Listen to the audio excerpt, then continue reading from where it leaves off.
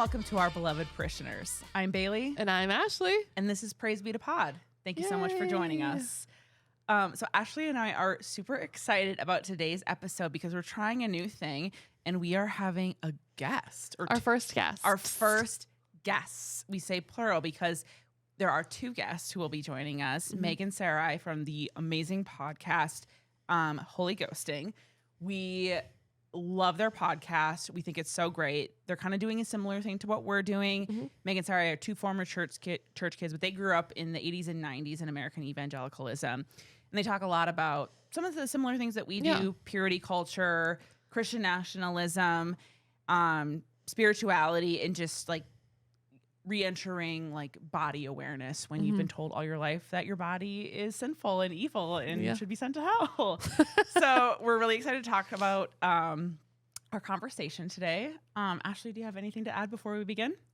Oh, just that if you're watching on YouTube, we are recording this later, so I forgot to bring my shirt from last week. I told you that you could just say that you were wearing a sweatshirt and that it would be fine. You don't need to tell them the truth. This Brittany shirt is memorable, and it will be the shirt on the next episode we record. So Ashley is very committed to telling all the truth. I personally lie regularly. Sneak peek. I trick y'all into thinking that we're recording the same episode all the time, but I do really admire your integrity.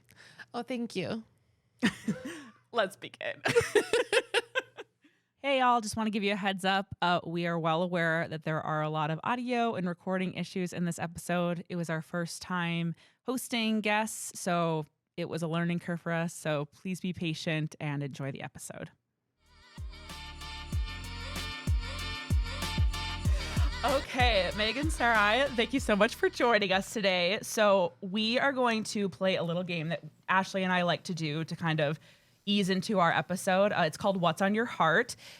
Y'all grew up evangelical, so you might know what that phrase typically means, or is a dog whistle too, at least. But yeah, we basically just share like what's been not just grievances, but just what we've been thinking about, what we've been up to. So we'll go ahead and start. Sure. Because I would be scared to go first if I didn't know what this game was. So Ashley, what's on your heart? Well, I was just thinking a lot about the Minnesota accent as we have our first guest, and I try to correct mine, and yours slipped out the other day. And I go to a lot of Timberwolves games, and in the national anthem, they say flag, but a lot of the choirs will say flag. I do remember that. It's so tacky. But some of them like overcompensate and say flag, like very British. And then my husband calls that the racist version of the anthems. White on white crimes. Do y'all hear our accents? I don't know. I have this thing I always do. I flip off accents so that I can understand people. Yeah, you code switch.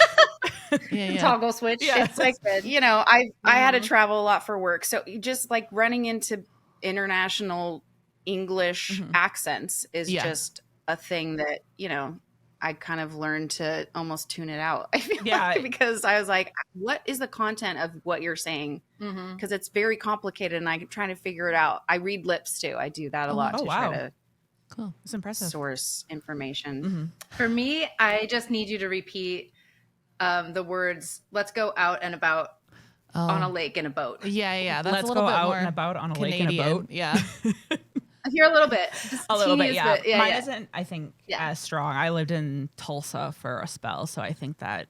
I think both of us have kind of corrected it, but I'm just wondering your like general opinion over a Midwest or Minnesota accent. If you need a refresher, I can just give you some because I was just home with my family.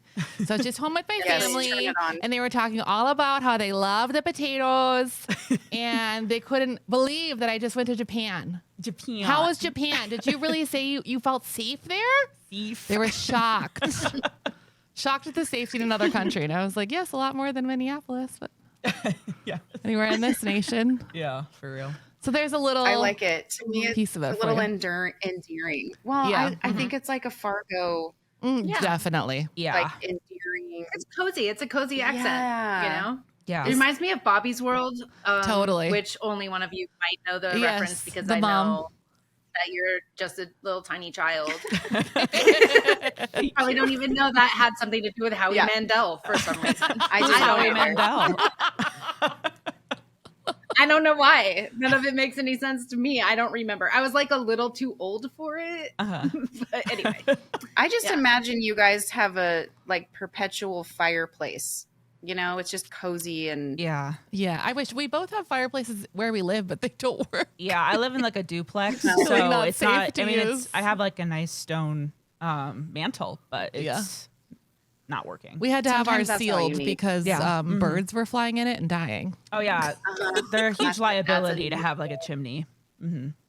Yeah. Last year we have fireplace areas, but we both just have an electric fake fire. Oh, that's a good idea. Yeah. That we stuck in. Yeah. Yes. It's great. Yeah, it's good. Yeah. You still get the mantle, you get the coziness, but you can just like turn it on. Yeah. The fun thing for me is I've lived in this house for a year, and just the other day I walked by my fireplace and I'm like, wow, there's totally a breeze coming through, and realized that my flue has been open this whole time. Whoa. So is it pretty? That's been cold, I guess. Note to listeners, check your flue. Yeah, I'm going to go home and do that immediately. So I just taped up some cardboard on top. You MacGyvered it. Yeah, I like it. Okay, so Bailey, what's on your heart? Yeah. Okay, so I'm going to fill you in on a little something. So I have been going to this dentist for a little bit, and he wears a mask every time, but I have a theory he's hot because he just has hot guy energy. And so we have this little saga where I talk about these really meaningless interactions that I have with him that I pretend mean something that don't. But I have been like so into him for quite some time. But recently he wasn't working, so I had to use a different dentist because I was having severe tooth pain. And I found out that I need a root canal. And I was really surprised because I go to the dentist for cleanings like twice a year. And I was surprised that that wasn't caught. And so I was talking to the dentist that was there, and I was like, this must have been pretty aggressive for it to not have been caught on my last x-ray. And she was like, oh, well, I'm seeing in x-rays here that there's been this spot since 2022. Oh, too hot. He's too hot of a dentist. He doesn't know anything. I was like, I have never heard anything about an abscess growing in my mouth since 2022. I'm like pretty sure he just dropped the ball on telling me. So I'm not. It means he thinks you're hot. That's what I think. Oh my God. He's like, what if I say this to her and she stops coming back? Oh no. I'm too nervous to have my hands in her mouth that long. You're right. She's like, I can't give her this bad news. My molar is rotting out of my mouth, but at least someone thinks I'm pretty. Yeah. That's all that matters. Patriarchy. It worked. Male approval. Okay. So. Yeah. You know what? F that guy. Can I just say, if he is hot, that's how he got his job. Okay.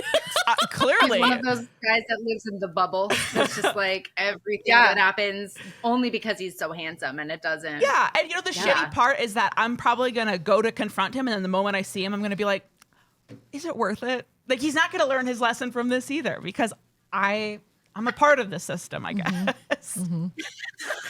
Okay. You're going to just uphold it. I'm just upholding hot it. doctor every time. Exactly. Okay. I'm going to pass it over to either one of you, whoever wants to go first. What is on y'all's heart? My heart is just like the month of December is essentially always the wildest experience of my life because I've got 2 kids and they both have their birthdays this month. My gosh. Oh my goodness. Plus there are countless other ridiculous things always happening, of course, around holidays. And what else? What other ridiculous things? I feel like, band concerts, both of my kids have, and they go to different schools now. All the ceremonies. So it's just a lot of like things. And I'm also like, but I don't want to go anywhere because I don't want to get the flu or COVID or something. And so then I get really precious about my activities. Yeah. So December is just one of those times where I'm like, this like ramp of activity doesn't mesh with the way that I want it to wind down, especially like up until the solstice days where these nights are getting really long. And by the time it's like 3:30 here, it's starting to just like the haze of dusk is falling upon us. And I'm like, I can't. But anyway, I'm being very brave. I am going to all the things I'm supposed to go to. That takes courage. For the most And where are you guys located? Like what part of the state are you in? We're in like the kind of the middle-ish of the, we're in the Willamette Valley. So like toward the west and then in the middle. So we're just a couple hours south of Portland. Okay. Okay. Very cool. Just wondering, light-wise, it gets dark just as early as us, I'm assuming. It's like 4:30 and it's pitch black outside. Oh, yeah. Yeah. So winter's rough. And it kind of started for you with your 3 Thanksgivings. So Oh, it's like, yeah, it's too much. Really, It was really Just a me lot. just not having boundaries, I guess. Yeah. But it also sounds fun. learned. So I was like, oh, that sounds great. Yeah. And then you're like, why did I do this? That's exactly what happened. Yes. So then I went home and I took a salt bath and I woke up the next day and I was fine. Amazing. yeah. It's the cure for everything. All right, Meg, what about you? What's on your heart? Well, this is a nice segue from what you're saying, because this summer I kind of took myself on a solo camping trip. It was like my first time just doing that kind of a thing alone. And what I did during that time was kind of decide ways that I could care for myself in the future.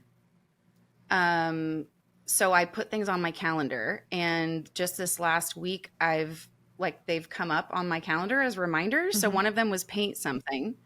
Oh, I love that. So I'm starting painting a mural on one of my walls, and I've had the paint and I've had the idea forever, and just like it didn't happen. But I knew that when it gets dark and depressing during this time of year, I was like reflecting like, okay, when has it been hard for me? What are the reasons? Like seasonal depression. I put vitamin D on my order list, and was like, we're getting that before it disappears entirely. That's the sun. The sun disappears entirely, and then we have no vitamin D. And I also just learned that most people in the Pacific Northwest, probably y'all have a similar thing, are vitamin D deficient all the time anyways. Yeah. And so it's just like, how do I care for myself in the future? And I realized it was something that I was not, it was not an admirable thing to care for yourself the way I grew up. It was more about giving of yourself and self-sacrifice.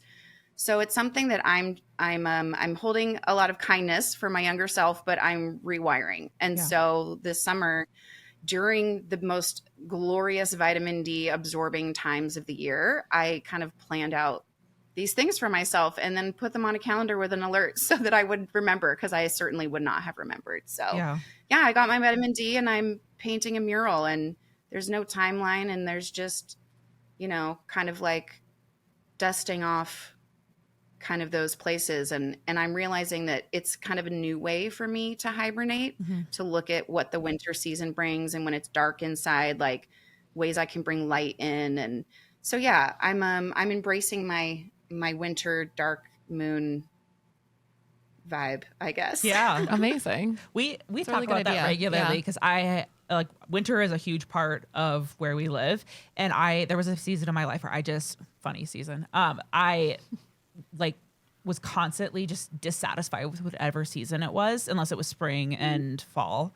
And I just wanted to figure out how to enjoy them. And I felt like leaning into each season instead of wishing it was the next one. So in the winter, like leaning into actual winter things instead of cosplaying summer has been the thing that has made winter a lot more enjoyable for me too.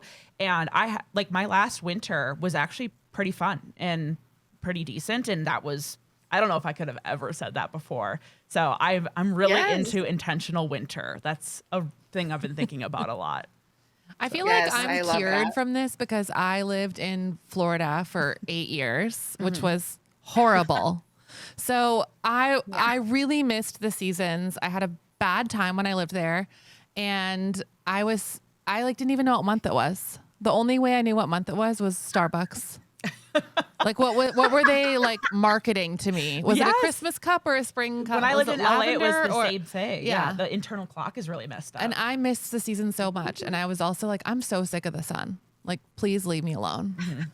So yeah, I just fair. love it. That's really fair. I probably in 8 years I'll be over it, but I don't know. I like that you've stored it up. I feel like that. I grew up in California, so I feel like I definitely stored up a lot of that. But I've now lived in Oregon longer than I lived in California. And so I really do think, I've done a full shift. Yeah. Absolutely. Okay. All right. Well, we are going to wait. I have on here to welcome them to the podcast. Welcome to the podcast. We hope you guys. It's so great to be here. We hope you're comfortable. But thank you, really, truly, thank you so much for doing this with us. You're our first guest, and you've been doing this so much longer than us. And I just can't believe, messaging Meg on TikTok like led to us actually doing an episode together. I was like, I'll just shoot my shot and see if they.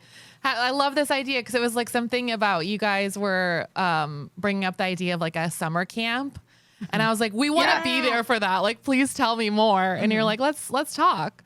So I really appreciate that, and thank you so much for being generous with your time. Yeah, and appreciate it.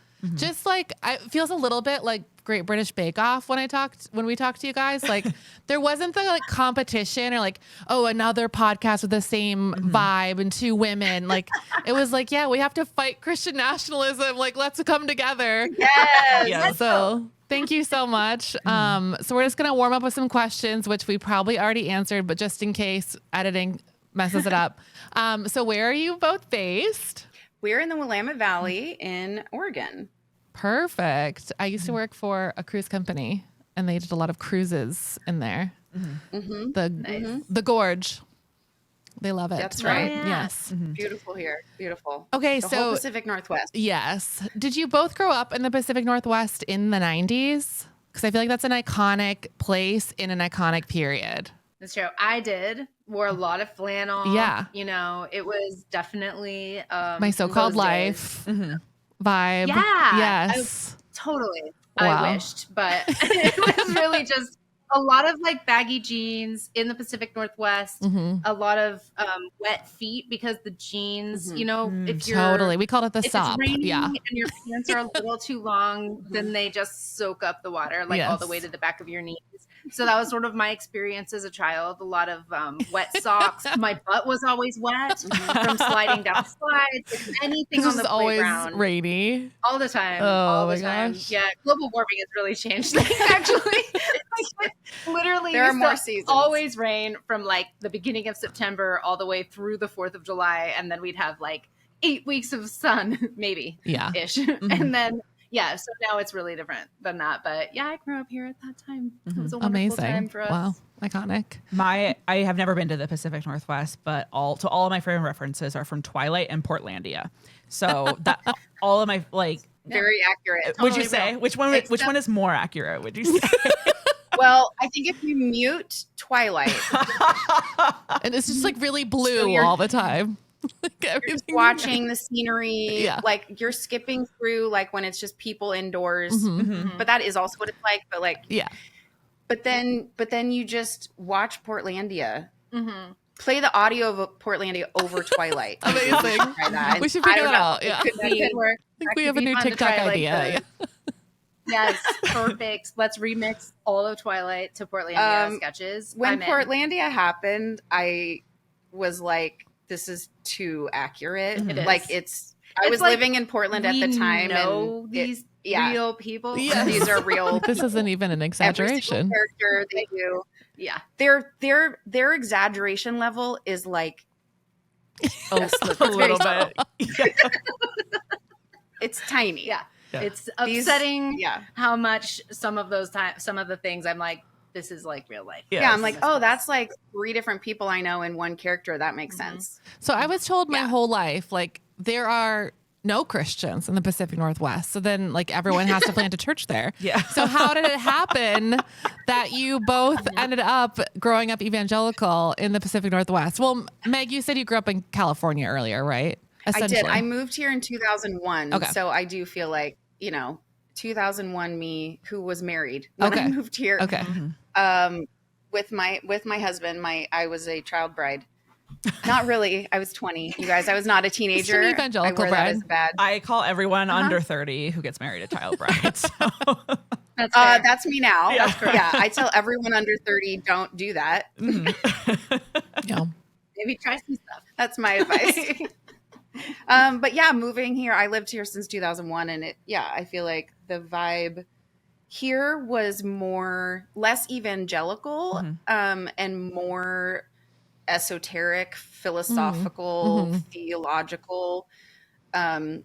It just felt like there was a different kind of conversation, and that could be some of like the liberal beliefs around, but it also was that I think a lot of the other kids were just hidden away in homeschool and private church communities and weren't being integrated with everyone else, which is how I grew up in California. So although I was in Southern California and Central California in communities that were very diverse, I did not experience that. So I think it's the isolation that, we weren't visible. Yeah. I think that's somewhat true. I think in the case of like the intellectual bent that you're talking about, the context of Meg and Meg moving up is the school that she and her husband were going to, which is known for that kind of intellectual, like thinking through the word and whatever. I don't know. I didn't go there. I have no idea. But the evangelical community here is like interestingly insular because partly I think because it's a place where I was told as a child, like, this is the most unchurched city in America. Yes. I guess. Yeah. And so it was, and we were like, we're always being persecuted. So there's a lot of like togetherness among the evangelical churches in the area. I think because the perception is that it is a liberal area and like they've always felt like under attack and therefore kind of have this extra like militant bent. Yeah. But Meg is right. There are a lot of like people kind of in the surrounding areas of where I grew up, which is in Eugene, who were homeschooled. And so there's a lot of like more undergroundy kind of people. Yeah. I think in this area. And I think a lot more, not diversity, but just like, a lot of small evangelical kind of pods, but then they tend to network a lot. Yeah, and so there's like more kind of formal organization of the people who are doing that kind of Christianity in this area. I remember I lived in California for a spell. That was something I noticed too, is that when I did meet somebody who was more conservative or super Christian, they really dug their heels in and had like kind of a chip on their shoulder a little bit. And that they were, I think, a lot of times kind of unpleasant, but it really surprised me. I thought I was going to see a more moderate version of that, but no, it was so intense when I did run into it. Yeah. When we moved here, we tried multiple denominations that we were used to. And I was like, I don't like the vibe here. Like, I came to the evangelical space, Assemblies of God, Calvary Church, Squares, very, charismatic. And when we came to the churches here, we didn't end up staying there. We kind of left evangelicalism at that point, unbeknownst to us. At the time, we thought Christians were just Christians, but we found out that's different. And can I just get I don't know how to ask, but are you still married? Like, what's the makeup of both of your families or whoever you're living with? Like, what's going on in your house? Yeah. So tell us everything. Okay way to ask. What is going on, you guys? We would also like your social security number if that's something you're willing to part with. Yeah. Perfect. Yeah. Well, I mentioned I was married, and I don't know if I made it sound past tense or not, but I got married in the year 2000, moved to Oregon in 2001, and I'm still married all these years later. We have a 15-year-old together and we live together. We are legally wed. Yeah. The worst thing I feel like you can ask a woman is if they have children. So I didn't want to say like, and do you have kids? I did. Yeah. You know what I mean? Yeah, we always made the joke that, when there was technical issues at church, they'd always say, like, Satan just really doesn't want the word to get out on this one. So I'm assuming that is what's happening right now. That's right. We're going to stay late. The devil's not going to win. Yeah. That's right. The devil thought he'd won. Praise be to God. Praise be to God. I'm not today, Satan. Not today. Today I'm going to tell y'all that I live in my own house. Yes, please continue. Where my two children sometimes live, half the time. So every other week I'm a person who's freewheeling and I do whatever I want. And then the other week I am a mother to two teenage children now, as of like a week ago. Oh my gosh. So that's cute. Yeah. And that's good times. And I practice solo polyamory. So I do have partners, but I don't live with any of them. And probably, at least at this point, don't anticipate wanting to do that maybe ever again. Yeah. Oh, I love because that. I like living my life how I want to live it. Yeah, I it's get my that. favorite. I really like living alone Amazing. too. It's kind of like the best. It rules. Like it also it feels really novel to be the first woman in my family who's been able to like live alone. I mean, my mom lives alone now, but like as a young adult, that feels like kind of a privilege. Yeah. That I don't want to. It's kind of badass. Yeah, I don't know. That feels really exciting. Yeah.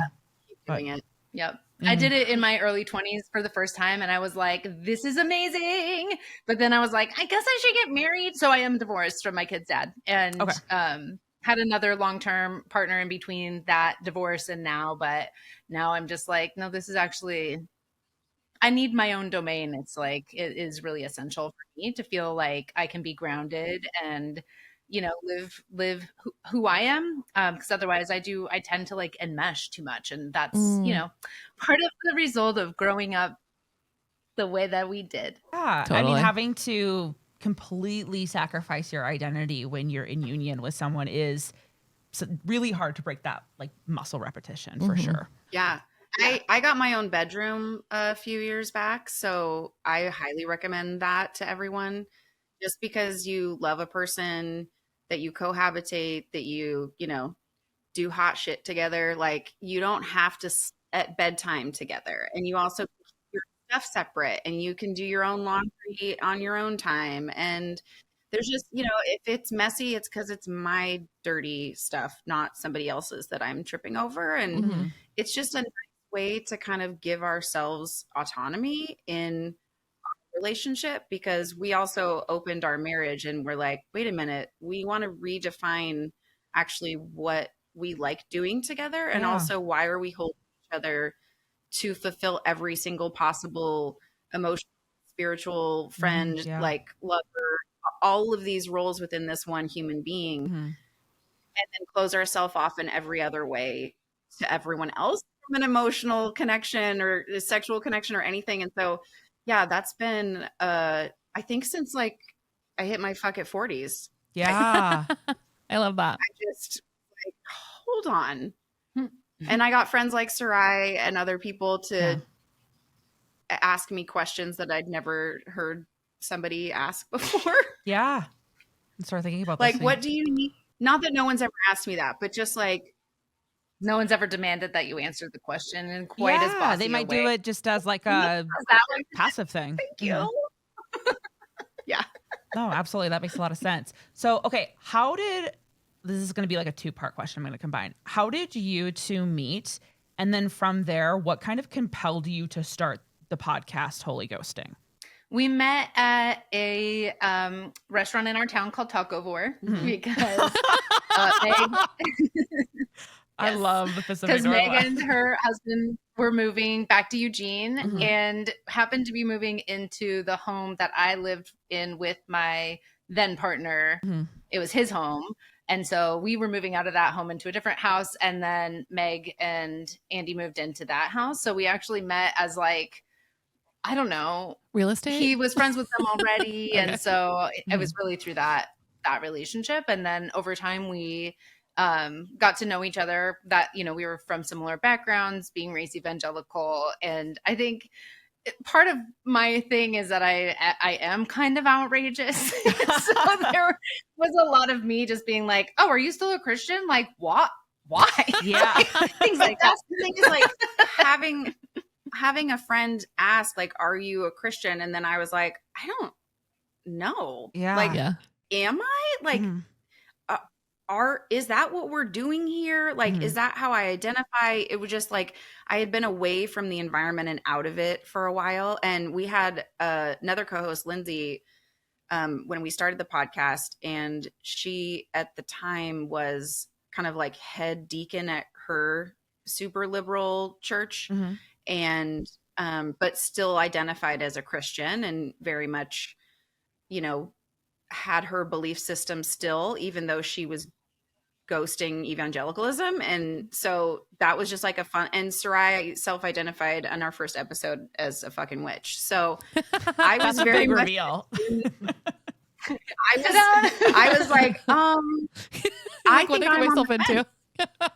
Yeah. I really didn't. You know, it was like, and they met each other for the first time on our first day of recording our first episode. Wow. So I was friends with Lindsay separately, and I was with Sarai. And I don't know, Lindsay was a pastor's kid, raised evangelical, homeschooled. I knew her and Sarai had a lot in common. They both grew up in the Pacific Northwest. Like, they had a lot that they experienced similar. And even we all just bonded over the fact that we experienced all of this. We didn't want to keep living the same system of beliefs, and we all kind of were finding our ways out and around. And yeah, that's kind of how we started. Yep. You know, and it's nice to just be able to have people that you don't have to explain everything to, and they do get your silly DC talk, Amy Grant references. And, yeah. you know, you can break out into "Our Dog is an Awesome Dog" and sing a beautiful melody together. Yeah. I kind of get that, because there are times where if I talked about some of the things I experienced to someone who doesn't have that background, I can tell it really spooks them.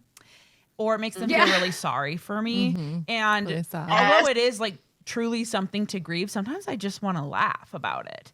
And it like, I mean, understandably so, they probably don't feel confident and comfortable enough, or they have the proximity to laugh about it. So when you could like riff with someone who does, like, it is just, I love it. It's probably been one of the most healing things for me, is to laugh about it. Yes. Yeah.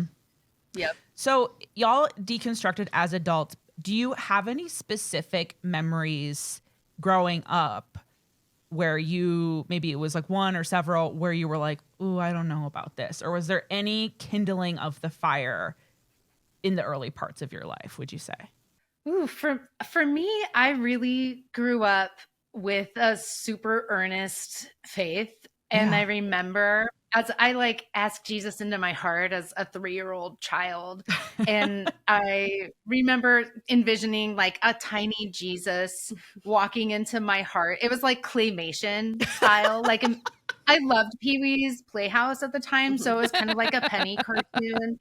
And Jesus was walking into my heart, and there was like an empty space, just like a twin bed, you know, one picture up on the wall, probably the picture of Jesus that we had in my self-portrait, the like light brown hair Jesus looking up. And so hot. It's so good. I like that he liked himself that much. So like, good for him.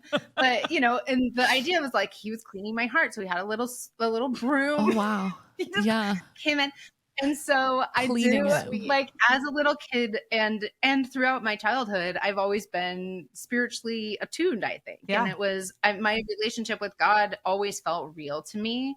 I was a musician, you know, I started like leading worship at the age of like 10, you know, and so it's a lot of, I think the emotional experience of feeling connected to God, or whatever God is, whatever it was at the time, I thought. But yeah, so for me, it was always real. It really, and I was homeschooled, and I listened to like Rush every day for 3 hours. So we would listen to talk radio all day. So my indoctrination was also very much in the like what now we know and call like Christian nationalism, although at the time that's not what I would have thought it was. Right? It was just like, this is just real. Turning the heart of the country back to Jesus. Yeah, absolutely. Yeah, this is a Christian nation. Yeah. Let's win it back, that kind of thing. And so, yeah, so for me, I went to Christian college because it felt safe, and I was homeschooled. I didn't know what else to do. But one of my religion professors one time, it was the year 2000. Go back with me to a time. ATM machines are breaking down. Just kidding. Y2K didn't really happen, but it was still the year 2000. Because, and I love that I'm calling it the year 2000 like we used to then. We always used to call it that. So anyway, it was 2000, and it was the Bush v. Gore election. And somebody asked my religion professor, who are you going to vote for? And he said, well, I don't tell people who I'm going to vote for, but I will say that my wife is a Republican, but I'm a Christian. And I didn't understand what he was talking about until like I actually had to ask him to explain it to me. Because I didn't know you could be a Republican I didn't know you could be a Christian and not a Republican. Right. Like I didn't. Yeah. But he was using them as like contradictory. Yeah. Made no sense. Yeah. And he's like, well, rather than tell you the answer to the question, like basically he's like, so what did Jesus say about the poor? And I was like, well, let feed them, clothe them, whatever, all the things Jesus said. Cause I was an A+ student. Okay. So let's just be honest. I knew the textbook was the Bible answer. At the time. Now I've forgotten because I've cleansed my mind. But and then he said, okay, so say about the poor and like what are their policies? And I'm like, that they're lazy, greedy, we shouldn't have welfare. I mean, I didn't articulate it as such at the time, but I definitely, it took a minute. So I had to, what happened was then I went and I was like, well, I have to reconcile this. Like, I don't know what to make of this. And accidentally being homeschooled had taught me to like do research, think for myself, can like put two and two together. It was unfortunate for my mom. It was the opposite of what she hoped for. Yeah. But you know, it worked out for me. So yeah, it wasn't even when I was little. I was like 19 and I have all these journals of just going through like the Gospels, every New Testament thing, everything that I could find about what is government? Like, what is it for? Why do we even have it? And like, how do I, as a Christian at the time, how do I interface with this question? Because I couldn't any longer reconcile the, not only just like the poor people policies that the Republicans had, but the foreign policy, the domestic, the economic policy. Why do we have health insurance when health insurance isn't even insurance? It's like a racket. Like all these things that really kind of led me down a different political path. And eventually the other reality is like opening up my mind to imagining that a world where more freedom for more people is the best outcome of, I think, democracy. And leaning into what at the time and still today is that more fascist, right-wing Christian edge of like, we need to outlaw people being trans. We need to make sure that gay people can't have sex with each other and make that a law. I mean, just ridiculous things like that no longer could make any sense with what I understood God to be and who Jesus was, I thought. Yeah, it was sort of like, then you pull a thread and then eventually it's like, well, none of this makes any sense. Oh shit, I'm wearing a tank top and my bra strap's showing. My own divinity is in fact the reality here, and I never was separate from God. There it is. No. Yeah. So and you realize that tiny claymation Jesus that moved into your heart was actually just you the whole time. Yeah, you were the claymation Jesus. The claymation Jesus. That's so darling. I had I hope you hung up a new portrait of yourself. It's just me going like with a halo on top of your head. I like it. I have thought about this before where I feel like my evangelical upbringing is what was the direct pipeline to me becoming a leftist, because of how like the neuro pathways that you create in your brain for how you process information and critically examine text and look at it from all different angles. The kids who actually read their Bible are all the leftists now. And the ones who didn't are the ones who like didn't really do, or they were like not really that engaged in it, honestly. So I feel like the pipeline is so direct, and a lot of it is because of my upbringing. So it's one of the weird silver linings where my like hunger for just consuming information and truth is definitely from my evangelical background, but it's eventually what led me to the path that I'm on now. It's kind of wild. And I feel like one of the episodes I listened to of yours, one or both of you were raised in like YWAM families. Lindsay's family did YWAM. Okay. And then I did YWAM. Yeah. And I'm the one who never did YWAM. I was like, that's for rich kids to do. I have to get it. Yeah. Meg, did you kind of have a moment of like a foreshadowing to the road to hell that you ended up going on? The slippery slope you're on today. Yeah. Were you starting to backslide then? Right? I feel like I started to backslide politically first, similar to kind of what everyone starts doing. Yes. Yeah, because you know, my first election, I was so excited to like vote. And, you know, I was in California, so we got the little I voted flag sticker. And I just was really proud to represent Christian values. Like I was really proud to do that. And I thought I was doing it to protect people, to really like beatitudes the world, you know, like I really thought we were doing the good, kind, righteous thing. And then, so, you know, I got my little, like, how to vote Republican down the ticket from my church. And, did that. The Christian Voters Guide. Yes, So but it's not biased, and it's not actually pointing you to a candidate. It's just voting on godly principles, to clarify. Yeah. Mm-hmm. And then, you know, I did all the right things. I got married as a virgin. I very much like followed purity culture, gave like my whole life was to God. I went and did YWAM. Like I said, it was like, okay, I'll go do this really treacherous experience and stay there, and it's all for God and Satan's not going to win. And then I just think for me, it was more of a slow deconstruction. I was so committed to it in every single facet of my life. I was so hyper vigilant on myself and making sure that I was fulfilling kind of like all the womanly duties that I should. And it just slowly started to kind of break down. Like it started politically for me. It started with me meeting queer people. It was like once I got out of that gay agenda, it's going to get you every time. It's going to get me for like 20 years. So I don't know how it works. I guess I'm just a slow burn on everything. It's all right. Slow deconstruction, slow realization of queerness. It was like slow realization that monogamy is silly and that owning people is something no one should be allowed to do in any way. Okay, so let's start with Sarai. You came from homeschooled, Bible college, purity culture, and now what I've heard in our episode earlier is that you are a polyamorous witch. So like how Yes. The pipeline. how like did the purity culture part, like how long did it take to unravel to be able to feel free and expressing your sexuality in the way that you've identified with now? Well, forever. Yeah, I think Like if someone is sitting here right now and is like, I have no idea how to start, like hearing your story and like maybe some tips would be helpful. Yeah.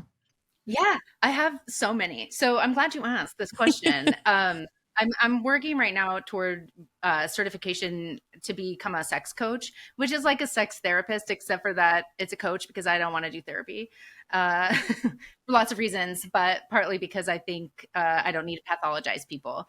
But growing up in purity culture, I really am convinced creates very similar sexual trauma to people who are sexually abused. Partly because what happens in purity culture is that we immediately sexualize children as soon as they're born. It's like your gender indicates everything about you. And if you're assigned female at birth, then you're brought up in a very specific way. Like Meg was talking, the results of, you know, growing up and being like, I have to be a Proverbs 31 woman.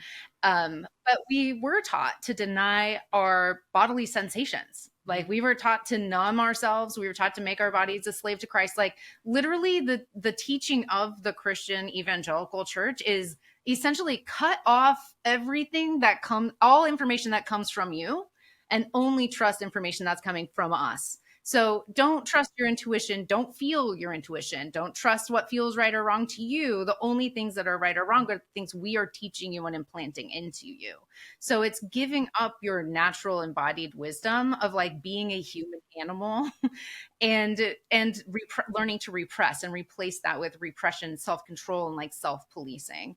So for me, it really started I also was a virgin until I got married. But by the time I got married, I was already kind of like, why is this like, I don't believe in this being a big problem anymore. But it was just weird at that point because I was like 26 and I'm like, what am I going to do? Like meet someone and be like, well, I'm a virgin. I don't know why. Like, it's weird. I didn't know what to do. And also I was very like technically a virgin too, because I was like always sexual. I've always been a sexual being, a person. So the technical version is like, I didn't do P and V, like no penis entered the vagina. I was like very successful at repelling it. But part of why is because of a result, I think of result and also in reality of stress or fear or trauma around sexuality is that oftentimes you can have pelvic floor problems. And one of the things that a pelvic floor problem can cause is like real tightness. So like something like vaginismus, which is a really like super tight vaginal opening. And that is involuntary and can also just create a lot of pain with sex. And so there's all that. That's a thing that happens to a lot of people in purity culture, and certainly was the case in for me. I was married, though. I got married to somebody who I was friends with, and who I think we both were just like, I guess this could work. Get married, I guess. But we didn't have a very, like, our marriage sucked. Frankly, I hated being married, and it was terrible. But I made a weird choice, and it was also completely devoid of any kind of sexual chemistry. Like, we just never had that in our, like, we made out and stuff when we were dating, but it was always really weird and fraught because he also was raised the same way, and he was a YWAM person. So, like, come on. Bless his heart, though. Like, good dad, glad he's raising those kids right now because they're at their dad's this week. So great job. Anyway, yeah. So it really didn't start. I didn't start allowing myself to prioritize my sexuality until the cusp of getting divorced. And really, what spurred that for me was healing sexual trauma, because I had an experience where I was sexually assaulted on a business trip. But what was crazy about it? Yeah, sorry, trigger warning.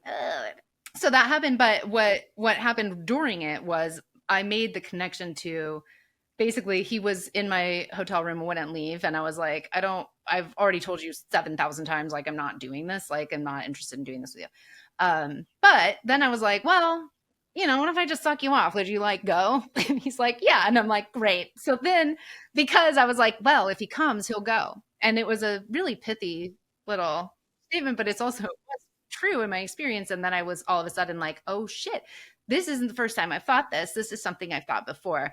In all reality, a huge reason for that is because not only did someone not honor my no, which I was used to, but also I was not allowed to have a yes if I even wanted to, right? Like, the opportunity, the idea of it had never occurred to me. Like, even in my young years, like, it was just not something I felt free to do because I wasn't my own. And so, as I started to reconnect my body to my conscious experience, which is what started happening after that assault, was I started to recognize the way that I felt when I had certain interactions with my husband.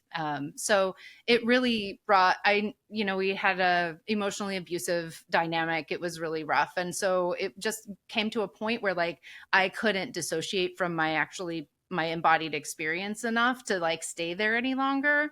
And so when I made the choice to leave, part of what I then integrated after that was, like, really just embracing my slut shadow. If you Amazing.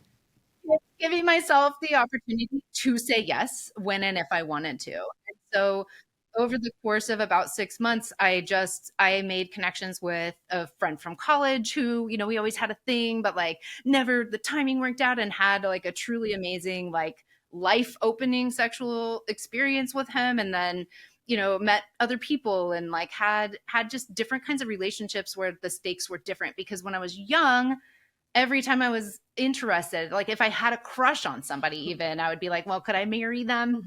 Well, could I marry this person? Like, if not, then I'm not going to invest the time. Like, it's so weird. And so it just gave me a lot of freedom to learn what I liked, and, like, to be more in my own experience, and to accept that, like, sex actually is important to me. And it is something that I think that I want to prioritize in my life. And it is something that my body gets to experience and enjoy. And, like, if I'm here in this body on this planet for a period of time, why not feel good in it? Like, why not enjoy the things that my body offers, and, like, the way that that connection with another person, if that's the way that it forms, and or even just exploring pleasure with my own self in my own body, is also, like, an unlimited thing that's allowed, that, like, I can do. And so in a lot of ways, it was just a matter of, like, opening up and allowing the reality of, like, what my sexual interests and desires were to exist, like, to be okay. So even at that point, allowing myself to recognize more fully, like, I had known since I was, like, 25 that I am sexually attracted to women, but I didn't know what to do with that, because, like, I was young and totally sheltered. And so I just had no idea about how anything would work. So for me, a lot of it has been allowing things to unfold in the time that they do, and recognizing and accepting that, like, you know, I'm 45, like I'm not a child anymore, but I also am like truly more connected to my body, to my embodied experience, and to this commitment to like freedom and expression and wholeness of being in a way that I like couldn't even imagine, you know, 10 years ago, which is really when this. What's like one tiny step someone who could take that they're like, I don't feel like I'm totally in my body? Okay. Yeah. One step. Yes. Okay. A little teeny tiny miniature body scan is great. Like, even if it's feel your toes. Can you feel your toes? You think, can I feel my toes? Feel your toes. If you can't feel them, wiggle a little bit, then you can feel them. But once you start to ask yourself, can I connect? Like, what do my knees feel like right now? Like a random thing. What on my body? Okay, what's happening with my hips? We dissociate partly because we don't want to feel pain. We don't, you know, we're uncomfortable with like, oh, well, if I'm sitting on a chair in a way that's appropriate for like how my skeleton shape is and my pelvic health, that means that my labia is in contact with the seat. It's scary. Like, we numb all these things because we are so scared of having a sensation. Mm-hmm. And so we dull sensation. Part of what happens then is that we are unable to hear or feel anything or notice it until it's painful, urgent. So just little, like, set a timer, you know, an alarm once a day to start, and be like, my alarm says, feel my feet. Oh, right. Okay. Like, what are my feet doing? Stomp on the ground, like go outside, take some breath, experiment with, I'm going to take a hot salt bath. That's something I can do to feel in my body and to not be in pain, but to enjoy it.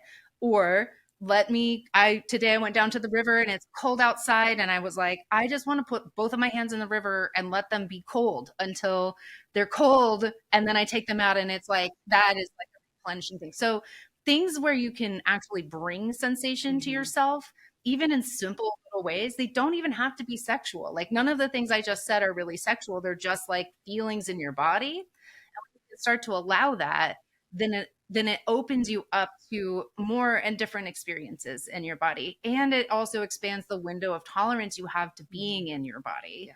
Because when you're starting, it's really scary to like enter this space. Like, the way that I entered into it, like the healing after that sexual assault, was I found on like my Apple Music at the time some random chakra meditation, and I just saved it to my library, and it was like a 5-minute thing, and I would go through it. And what it was for me at the beginning was, chakras are attached to different points on your body. Like, that's a Hindu theory. It's a part of yoga. So some people are familiar with it. But the idea is that these are different energy centers that have different kind of meanings and connotations.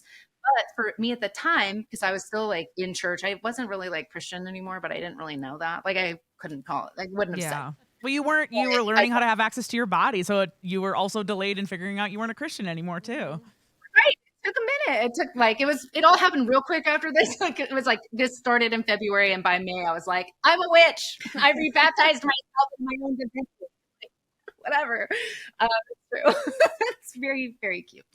But you know, once something happens, it can happen. That's like kind of a cool thing. But yeah, I'd say like really starting with opening yourself up to, I am okay in having this body, and doing, you know, some assurances, like, because sometimes, I mean, a lot of us have, especially if we've been repressed in any way, which we all are, if we are from Western culture, and also especially if we're from an evangelical background, you know, there's a lot of trauma that's trapped in there too. So as you start to like kind of peel these onion layers, sometimes that can also be scary. But the reality is, like, we have to allow ourselves, our bodies, to complete our emotional cycles, to complete the process of dealing with something that happened that gets stuck in us because we're not able to like be with it at that time. So a lot of this is truly just giving ourselves the space and the safety within our own realities to tap into that part of ourselves. So good. Thank you. Okay. And Meg, you said that you came from child bride, virgin, purity culture, and then are still married over 20 years later. How have you kind of dealt with that through being married and where you're at now? How have I dealt with it? Sometimes not well. No, I think I mean, the most I can say is that I have a partner who is also willing to evolve and change too. And I don't think it works if you're partnered with somebody who likes the status quo or likes patriarchy. Um, you know, I think that's kind of the clutch of it. I also am somebody who wants to evolve and change and learn and grow and understand myself in different ways. And that's kind of just been a core thing. We've allowed each other, um, in our own ways to like figure out who we are, but we're very codependent. We went directly from our parents' home to being married together and moved out of state together, really decided like we're going to do this separate from our families and our parents. We wanted to like figure out who we were just together as a couple, um, and experience life and, just being poor in our 20s and just being happy and, regular, but yeah, still very oppressed. And, um, but we also weren't super traditional when we had our kid. We worked opposite schedules so that we could just one of us be with our child at all times for the first couple of years. And then I had an opportunity to work in Portland and we decided to move our family there. And he became the primary stay-at-home parent. And that was a pretty big deal in 2010, 2012, for us to live kind of in that way, which is kind of shocking and surprising to me. But yeah, we kind of just allowed ourselves to be good at the things we were good at and realize, what we weren't good at. And I guess just be open. And I think that's kind of why we were able to get to this point where when I had my 40 something sexual awakening and realized my queerness, that was like a floodgate for me because I was so sexually repressed. I didn't allow any knowledge of queerness, much less engage anyway. I didn't know that women could be queer until I was like a later teenager.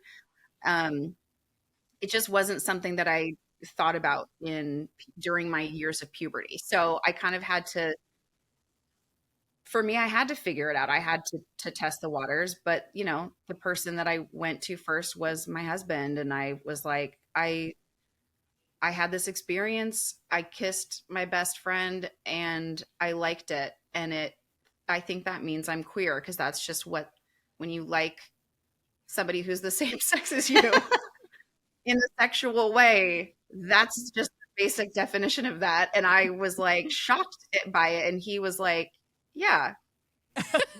Yeah. Like, I'm not 1 + 1 surprised. = 2. You are correct. He's like, I've known you your whole life. Like, and not that anyone ever labeled me or anything, but I was called a tomboy growing up. Like, I also identify as she, they. I have non-binary qualities. There are times where my feminineness comes out in ways in my masculinity and my also unidentifiable self. It's like once I allowed myself to just have freedom to figure out who I was all the time, once I kind of reclaimed that godness, that power for myself, and to realize these talents, these abilities, all of these things that I've given God glory for, what if that was the whole time? And how does that change the way I move through the world and how my self-confidence? I mean, just so much happened. And kind of like Sarai had said, for me, there was this moment of like, once you know this one thing, everything else changes. Like it just happens. And, it's messy and it's not easy, but it's also what I think life is for as well, is just to live in this body and have experiences. And I spent so much of my life disassociating from my body and from my desires and from my needs, even my most basic human needs, that, yeah, I mean, getting pregnant, having my kid completely changed my relationship in one way with my body. And realizing my queerness changed my relationship in a whole other way. Is you kind of having this revelation what informed the change in your relationship to be open? Did you describe having an open marriage? before? Yeah, absolutely.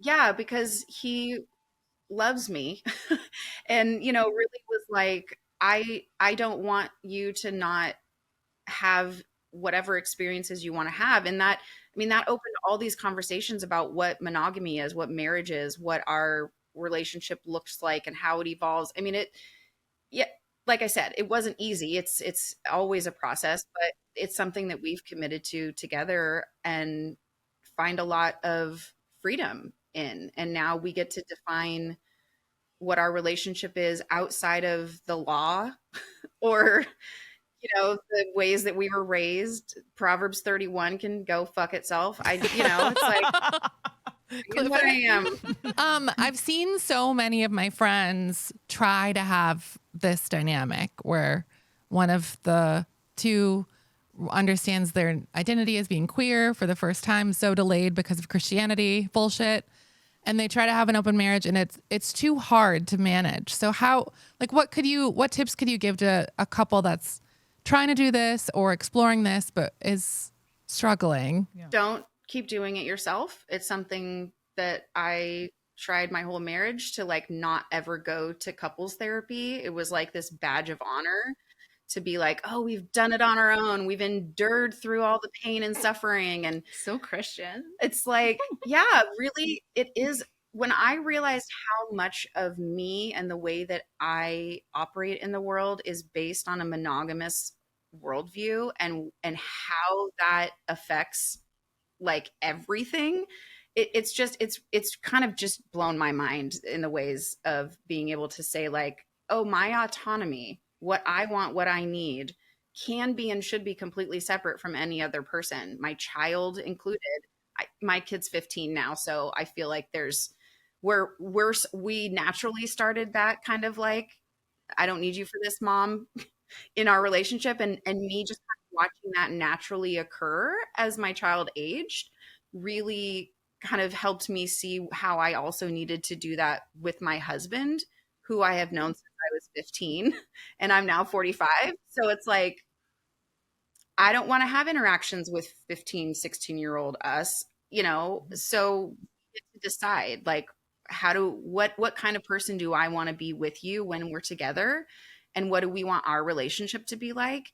And then when you are having a relationship with somebody else, you also get that same uniqueness, separation, autonomy. But we have a monogamous worldview, so everything is about claiming and owning, and there's a lot of that. So it is just about unlearning and asking yourself, okay, but why am I doing that? Is that out of a fear or is that out of love? And a lot of times, we make our decisions, we think out of love, but really they're out of fear. So it's about being honest too, and getting help, just asking for support, talking about it, not being afraid. Don't just talk to each other. Yeah. Did you face any judgment? Oh yeah. Absolutely. Yeah. I mean, yeah. It's people are all like, that's cool. Nope. Yeah. Just kidding. Yeah. Well, I don't know. No, everyone's cool with it. Yeah. I think from the outside, I think people are like, oh, that's so cool. But your question is exactly where it leads to. It's what are the reasons you're doing it? And also what's the motivation? And then what is your relationship if it's not just all these assumptions that we have in marriage and in our culture? If it's not that, what is it? And we get to self create that together.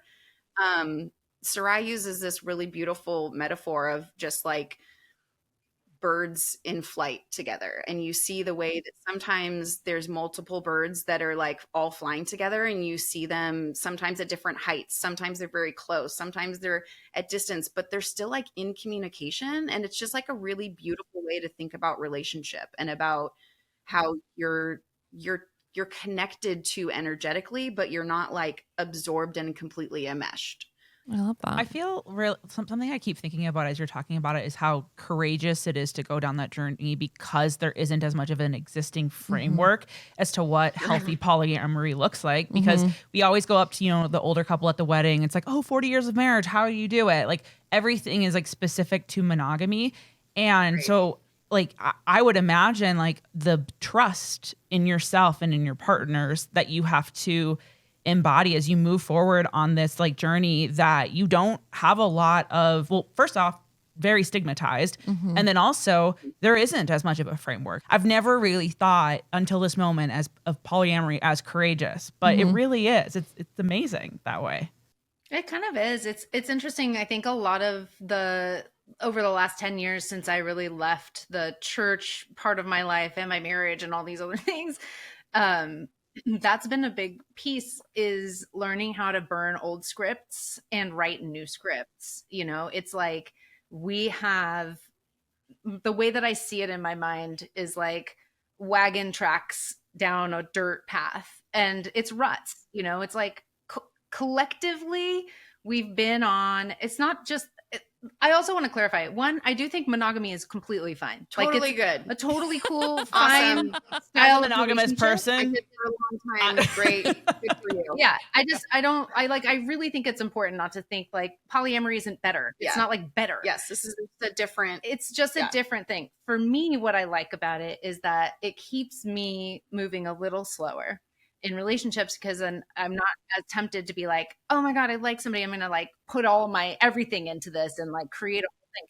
What we do is we end up on, I forgive me, I'll try to find out who this author is so that we can put it in show notes, but there are a lot of different people who've done work on this idea of like a relationship escalator, where we have certain ideas about like, well, you meet somebody, you start dating them, maybe you fall in love. I have a song for us. It goes, first comes love, then comes marriage, then marriage. Right. So that's the relationship escalator, right? So even if you're past childbearing age, like some of us, you might, move in together or whatever. Like there's just a pathway toward how these things work out. Where what I appreciate about where I'm at is like, I get to practice relationship anarchy, which isn't like chaos. It's not, I think what we think the word anarchy, we think like lawlessness and like fighting or something. Let's have cocktails. Yeah, blowing stuff up. When really it's just literally, it means a lack of hierarchy, right? So the idea is my relationships are all unique in and of themselves and have value, and none of them is entitled to more of my time or energy than another, besides my kids and my pets, because they're dependent on me. But like that, really that's sort of a way that it allows. But we are having to create different scripts. And in all reality, the more that different people are able to kind of get out of that specific rut of like, oh, this is the way that relationships work. This is what marriage is.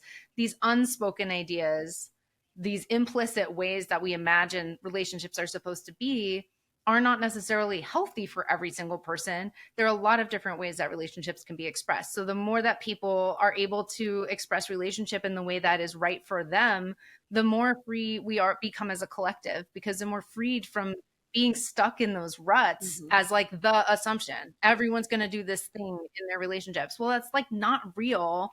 And it works a lot better if we're able to define our relationships. And also I find it really helpful to be explicit about it. Like, here's the agreements I can make with you. And it's also really importantly has been really empowering for me to make those agreements with myself first. So like recognizing at the core, I am autonomous and sovereign in my own life.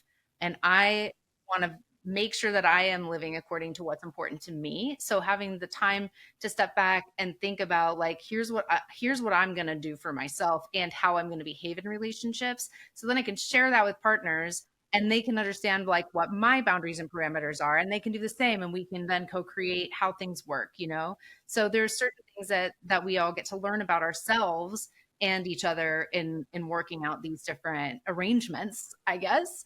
But yeah, I mean, it does take some courage, because you do have to be able to be like, well, the thing is, like, for me, I think that being polyamorous is more of an orientation even than a lifestyle choice per se.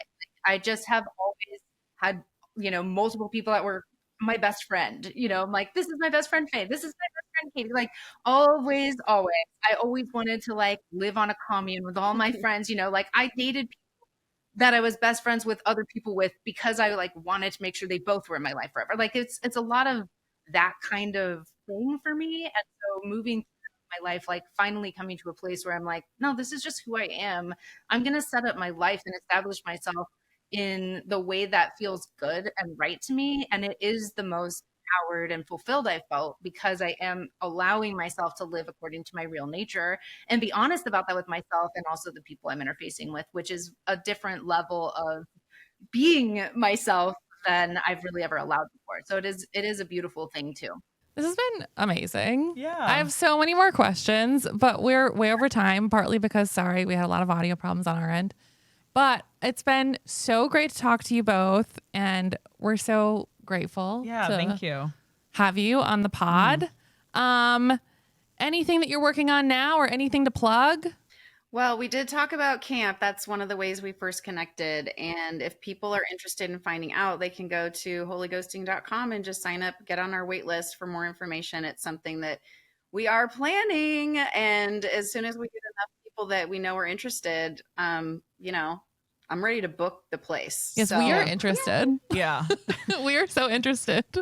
I mostly just want to go to where Twilight was filmed. That's totally fine. It's a great place, though. The Is it in Forks? Is that where you're going to book it? Oregon and Washington are the same to me. Yeah, it's fine. We're fine with that. Yeah, It is. Same with like Wisconsin and Minnesota. Yeah, Yeah. just not Iowa. We asked Yeah, Washington, no, not they're Iowa. fine with it. Yeah, absolutely. All right. Do you want to take us away with the Yes. closer? So I'll just do the outro with you, if you would allow me. Blessed are the listeners, for they shall witness the holy union of Praise Be to Pod and Holy Ghosting. Find us on praisebetopod.com on the web and Praise Be to Pod on Instagram, TikTok, Threads, and YouTube. It is finished. Thank you so all. much. Bye.